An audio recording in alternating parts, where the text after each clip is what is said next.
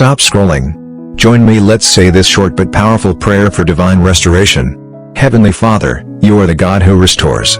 You are the God who heals. You are the God who blesses. Right now, I ask for divine restoration. Restore my peace, restore my joy, restore my health, and everything I've lost. Let every delay become a testimony. Let every broken place be made whole.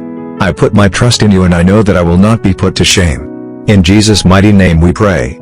Amen. If this prayer is for you, type "Thank you Jesus" in the comments and subscribe for daily doses of divine messages from heaven.